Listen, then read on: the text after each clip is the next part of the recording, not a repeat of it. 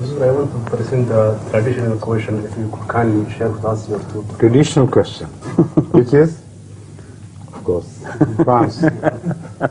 And didn't he tell you, Obade, your spy with me?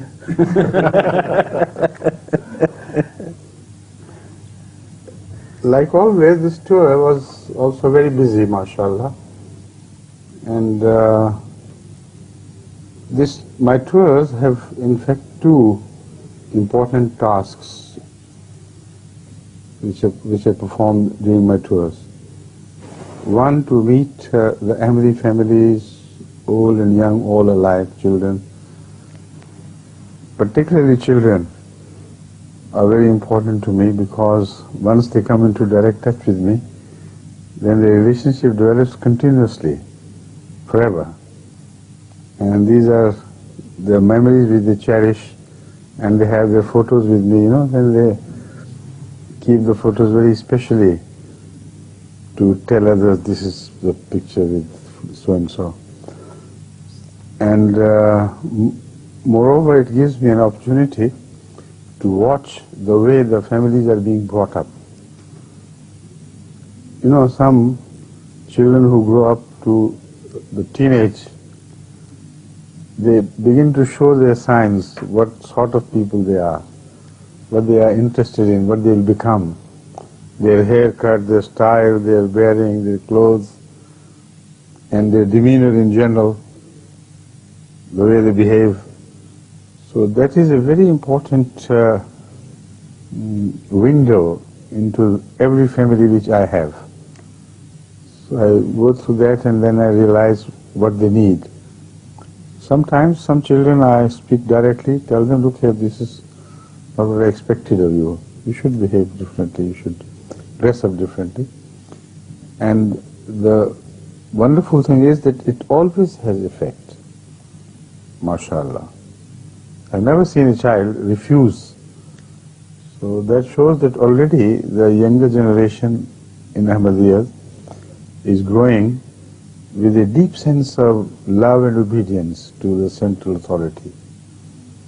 And it is not just a formal relationship, it's a very close personal relationship.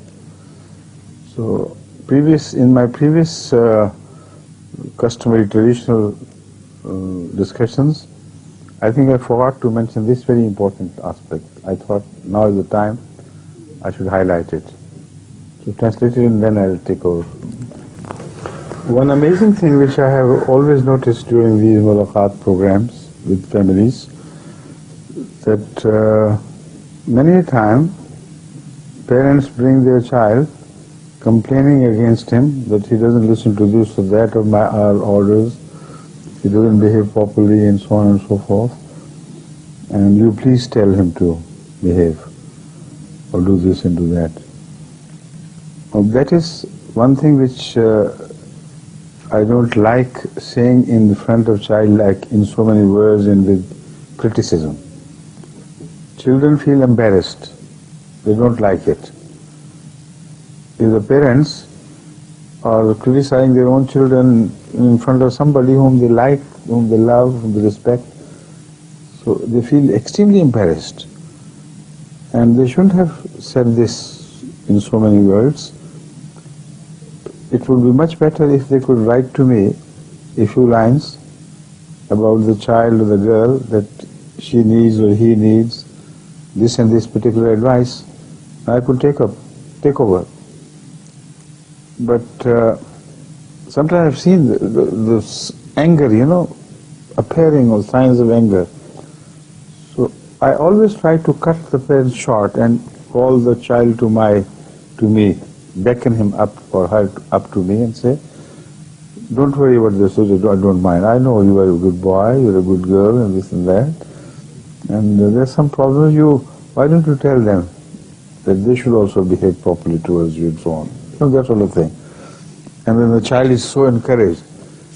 And then within a matter of a few minutes, the temper boils down and peace appears, and with a little more love and petting, then I inquire from the child, would you not promise to do this and that? He said, yes, I promise. And many a time when I revisit such places, the reports are always positive. None has ever complained that the child who promised you this, he didn't fulfill. And many a time I see the change in the attire, and sometimes they're no longer recognizable. Some young boys, not just children, but grown-up teenagers, who come with long hanging hair and this style, it's more like the modern gangsters and bullies. So when I ask them, I say, are you a lady, girl, or a boy? What's happening here? And they immediately notice it. And sometimes during the next session, I see them not the same day, but next day, I see them properly, with properly dressed and cut hair and so on and so forth. Habits change. I watched them wearing golden bracelets in the neck. Not the bracelet, what do you call it? Golden chain, necklace, chains. They're more like chains than necklaces.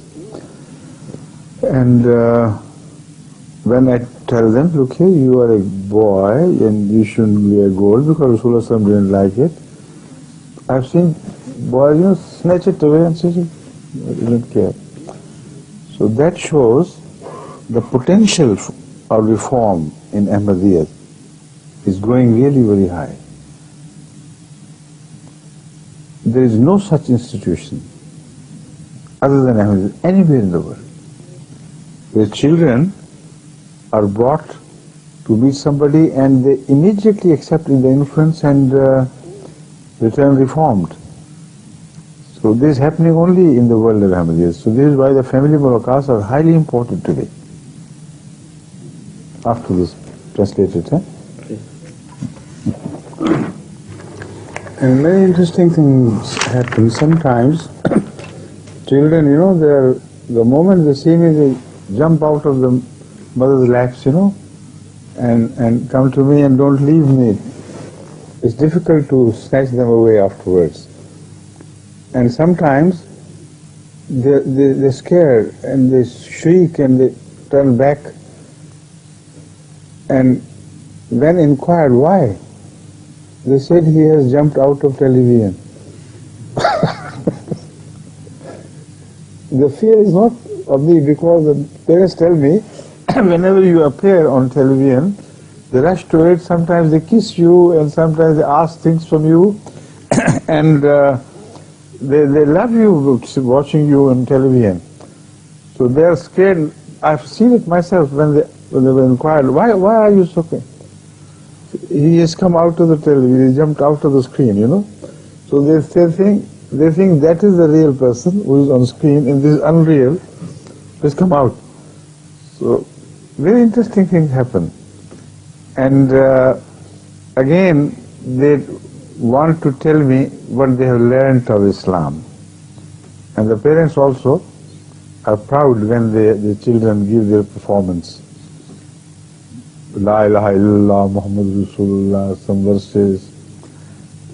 But the problem there is that the parents think their voice is so beautiful and the songs are really they go deep into the hearts.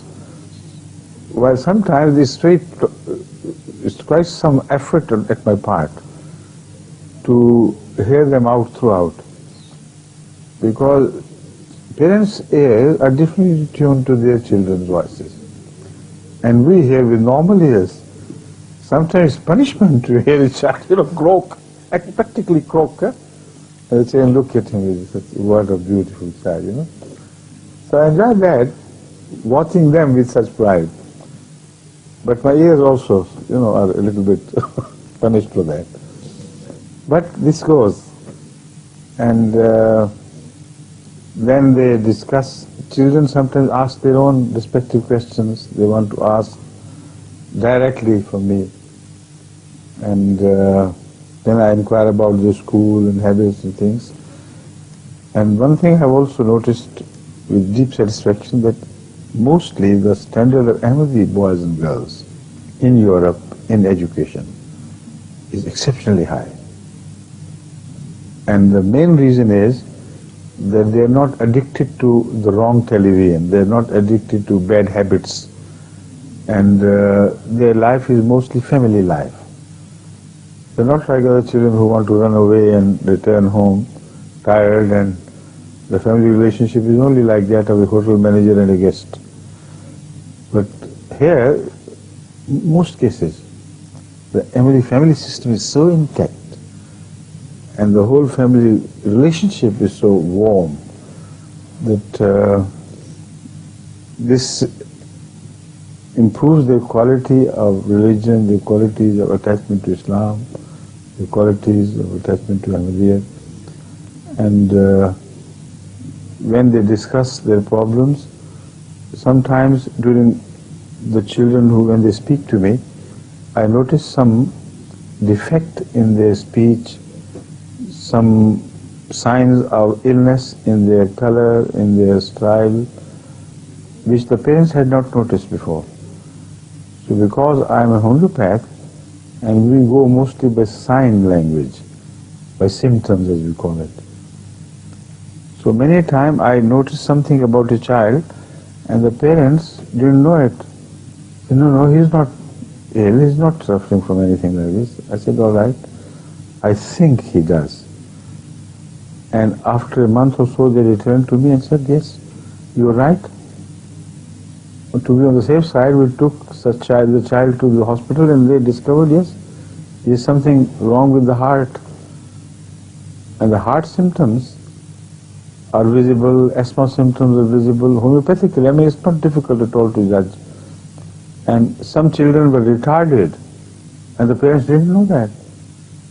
I told them, this child is retarded. I said, no, he's all right. So next time, they came and they had consulted some specialists. They said, yes, you are right, he is retarded. So I help children recover from these defects, which some of which are congenital. But with the grace of Allah, in homeopathy, I have noticed that congenital diseases are also curable. Again, this mulaqat provides me the opportunity to judge them how much they benefit from MTA. So sometimes I meet parents, sometimes fathers, but mostly mothers, who have been watching our homeopathy classes so regularly, and they are exceptionally intelligent. So they tell me the symptoms of the children, like an expert homeopath, and tell me, we have given this child this and that, and no cure, please prescribe something. And then I have noticed that they have become very beneficial to all their surrounding, to the neighbors, to people who visit them occasionally, and then they are becoming very popular as doctors in every society. So this is very rewarding to see the fruit of your labors, bear so much fruit and laden with fruit of wonderful, delicious spiritual and physical qualities, which they so many times tell me that because of our homeopathy, we have been able to convert people to Ahmadiyya, because after a while they started asking questions. What sort of people you are? You don't charge anything. You take care of our health and our children's health, and it's unbelievable. So this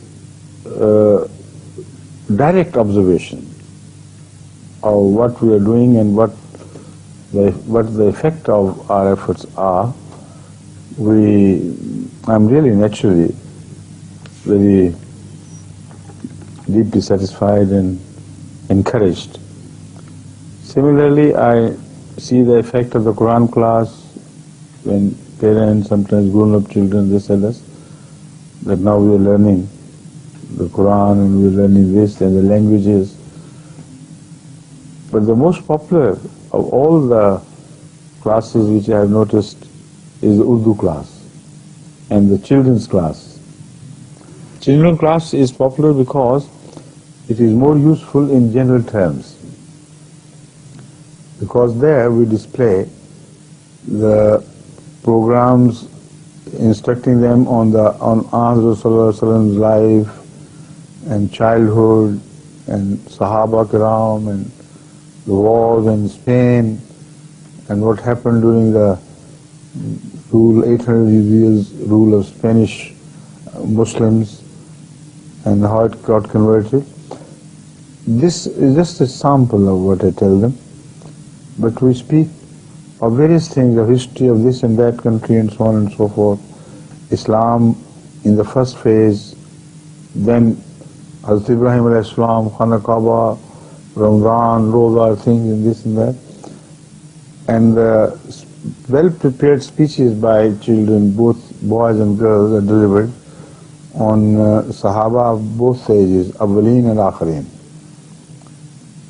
So that is very useful, very, very informative. So they like, as far as the usefulness is concerned, they like children class very much, and they are trying to have their own children classes. And because of the sense of participation, those children who are participating in children classes in different countries, the quality of religion is improving very rapidly. The quality of religious knowledge is improving. The personal interest in Islamic behavior and conduct is improving. Again, I noticed with great satisfaction that with the grace of Allah, the children are turning away from other songs and things. And the Ahmadi songs are just the thing for them now. Even youngsters, small babies, whenever there is Hum Ahmadi Bachche Hain and this and that, they rush to the television and sit there all glued to it. So God has created that special taste, granted them that special taste, which I thought would be difficult to create because they are used to music and this and that in the West.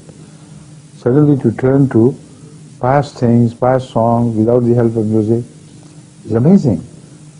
So all these family mulaqats provide me with these opportunities, and then I inquire from them about their da'iral activities and see how many families are involved in calling to the path of Allah and so on.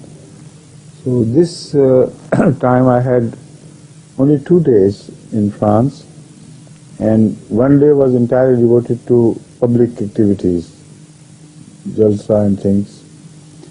The other day was divided, half of which went to family mulaqat. And I had to do 84 family mulaqats. And it's amazing how I could cope with it. But I did with the grace of Allah, I was all right.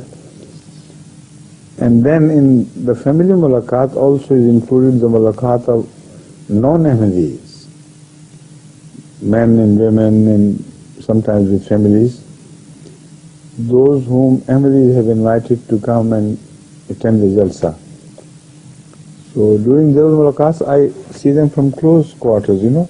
Previously I see them sitting elsewhere at some distance. But to be so close, to stand together for pictures, to talk casually and freely, that gives me a glimpse into their attitudes and also how much they were impressed by Ahmadiyyat and so on and so forth. Mostly those who come, it is only those who are impressed. Those who are not impressed, they don't come. So the impression is always positive. But most of the non-Ahmadis who attend, they like to come. And sometimes the transformation is very rapid. In the first instance, when they first come and watch the jalsa, they tell us openly, like in the questions an older gentleman said, this is the first time I have come to see Ahmadiyyat.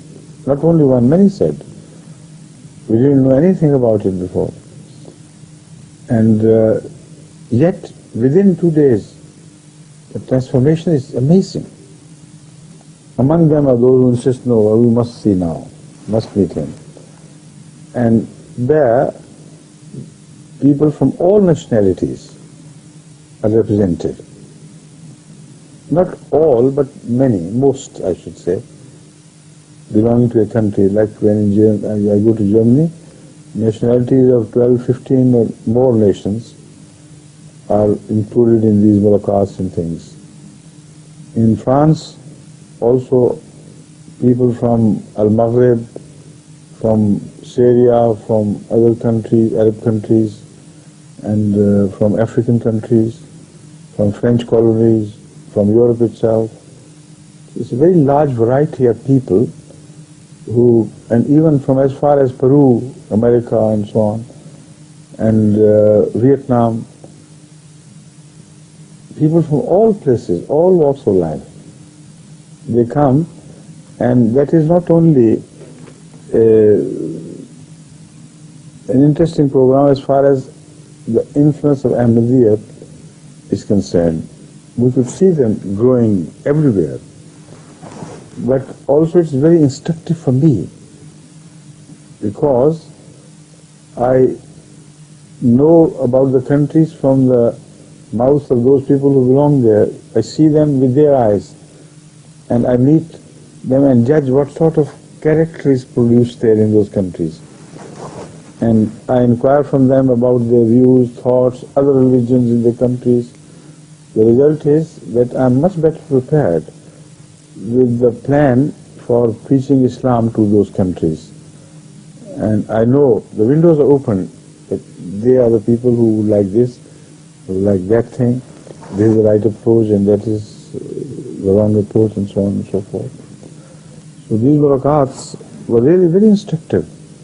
And Paris, as I told you, within half a day, but when I say half a day, my day is extended. You know, half a day of a long day. To see 84 mulaqat is quite something, mashallah. And I was so happy to be able to meet so many people from all over the world.